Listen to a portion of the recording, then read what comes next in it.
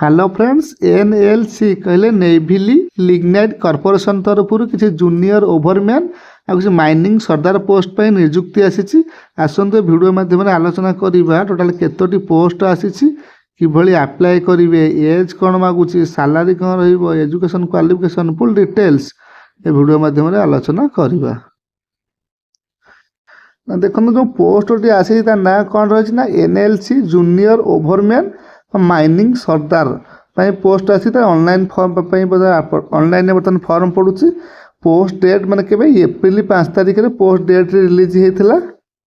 Total केतोटी post vacancy आसी total 19 post आसी मन रख टोटाल 19 पोस्ट आसी। देखो जो एप्लिकेशन फीस कौन के रखी ना जूनियर ओवरमैन बा ट्रेनिंग पोस्ट रखी 595 टका रखी के एप्लिकेशन फीस यूआर कैटेगरी जो मैंने एससी एसटी एक्स सर्विसमैन से 295 टका रखी माइनिंग सरदार रखी के ना यूआर कैटेगरी जो मैंने रही 486 टका और एससी एसटी एक्स सर्विसमैन रही 236 टका एप्लिकेशन फीस रखी। देखो स्टार्टिंग अप्लाई डेट केबेठू आरंभ है ना एप्रिल 9 तारिख अलरेडी अप्लाई डेट आरंभ हो गला लास्ट डेट के रखी ना मे 8 तारिख इंपोर्टाट जिन मन रखु लास्ट डेट रखी मे 8 तारिख रखी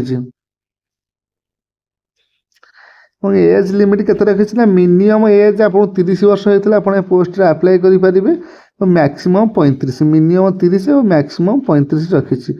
तापर एज रिलैक्सेशन रखी जमी ओबीसी पिला 5 वर्ष एससी एसटी पिला सॉरी ओबीसी पिला 3 वर्ष एससी एसटी पिला 5 वर्ष से एज रिलैक्सेशन रखी। जी आप क्वालिफिकेशन कौन रखी देखो मिनिमम ग्रेजुएशन आप पास करेंगे पोस्ट अप्लाई करेंगे ग्रेजुएशन हो कि डिप्लोमा जब पास करेंगे ताले पोस्ट अप्लाई करेंगे कहीदे कौन थे के पोस्ट आसी देख जूनियर ओवरमैन जो रहा 4टी पोस्ट आसी और माइनिंग सरदार रहा 15टी पोस्ट आसी। एवं देखिए किभली अप्लाई करें ना देखो मुझे दुईटी किसी लिंक देती गोटे अप्लाई ऑनलाइन लिंक गोटे नोटिफिकेशन लिंक ये दुईटा लिंक मुझे डिस्क्रिप्शन में दे देती आप क्लिक कर देखिपारे बर्तमान ये नोटिफिकेशन चेक करेंगे अप्लाई लिंक क्लिक करेंगे आगे नोटिफिकेशन डिस्क्रिप्शन नोटिफिकेशन लिंक दे क्लिक करेंगे मतलब नोटिफिकेशन ओपन हो गला लिखी कि एनएलसी इंडिया लिमिटेड ओडिशा ही आसी कौन थे के पोस्ट आसी सालारी मेंशन कर देछि देखो माने सालारी के रखी 31,000 टंका रु 1 लाख टका पर्यंत सालारी रखी जूनियर ओवरमैन जो माइनिंग सरदार रहा 26,000 टंका रु 1,10,000 पर्यंत सालारी रखी प्रोजेक्ट और स्टेट सब देखने यहाँ कौन थे के पोस्ट आसी गोटे 3टी पोस्ट आसी गोटाई इथर आसी 15टी पोस्ट सब देखी ने यूआर कैटेगरी के जनरल पिला ओबीसी पिला एससी एसटी सब डिटेल्स नोटिफिकेशन अच्छी चेक करेंगे तौक स्क्रॉल करेंगे कौन कौन इंपोर्टेंट डॉक्यूमेंट दरकार सब लिखिदे देखो ये लिखिदे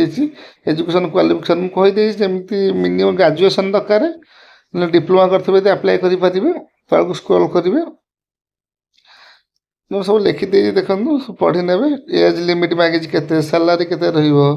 सब डिटेल्स नोटिफिकेशन आप पढ़िए तेज आसतु अप्लाई प्रोसेस देखिए बर्तमान बैक करेंगे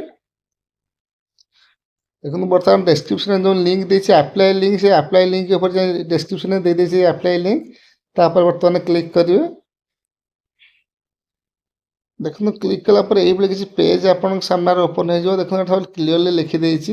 एप्लिकेशन माने रजिस्ट्रेशन स्टार्ट डेट के और लास्ट डेट के सब डिटेल्स लिखिदे एप्लिकेशन स्टार्ट के है ना एप्रिल 9 तारिख स्टार्ट हो गला और लास्ट डेट के रखी देखु मे 8 तारिख रखी कि अप्लाई कर देखु देखो गोटे रखी कि एक्जिस्टिंग यूजर गोटे न्यू यूजर जदि आप पूर्व के अप्लाई करेंगे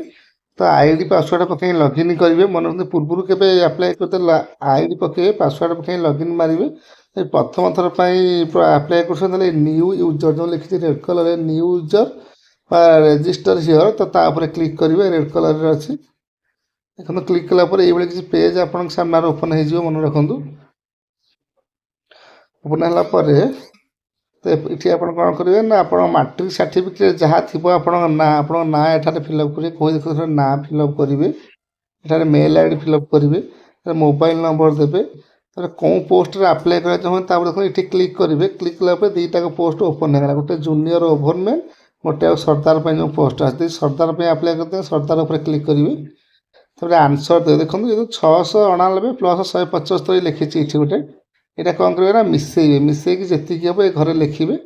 ଲେଖିକି ତାପରେ ରେଜିଷ୍ଟର ବଟନ୍ ଗୋଟେ ଅଛି ଗ୍ରୀନ୍ କଲର୍, ଦେଖନ୍ତୁ ଏ ରେଜିଷ୍ଟର ବଟନ୍ ଉପରେ କ୍ଲିକ୍ କରିବେ। କ୍ଲିକ୍ କଲା ପରେ ତାର ଆପଣଙ୍କ ମୋବାଇଲକୁ OTP ଆସିବ, OTP ଫିଲ୍ଅପ୍ କରିବେ। ଫିଲ୍ଅପ୍ କରିସାରିଲା ପରେ ଆପଣଙ୍କ ୟୁଜର୍ ଆଇଡ଼ି ପାସୱାର୍ଡ଼ ପଳେଇ ଆସିବ। ତାପରେ ଦେଖନ୍ତୁ ମନେ ରଖନ୍ତୁ ଆସିଲା ପରେ ଏକ୍ଜିଷ୍ଟିଂ ୟୁଜର୍ ଲଗ୍ଇନ୍ ଅଛି ତା ଉପରେ କ୍ଲିକ୍ କରିବେ। କ୍ଲିକ୍ କରିବେ, କ୍ଲିକ୍ କରି ଆପଣଙ୍କ ଲଗ୍ଇନ୍ ଆଇଡ଼ି ପାସୱାର୍ଡ଼ ପକାଇବେ। ଆଇଡ଼ି ପାସୱାର୍ଡ଼ ପକାଇ ଲଗ୍ଇନ୍ କରି ତାପରେ ଆପଣ ଆପ୍ଲାଏ କରିବେ। ଯଦି ଆପ୍ଲାଏରେ କିଛି ପ୍ରୋବ୍ଲେମ୍ ରହୁଛି ତାହେଲେ ଡେସ୍କ୍ରିପସନ୍ରେ କମେଣ୍ଟରେ ଜଣାନ୍ତୁ,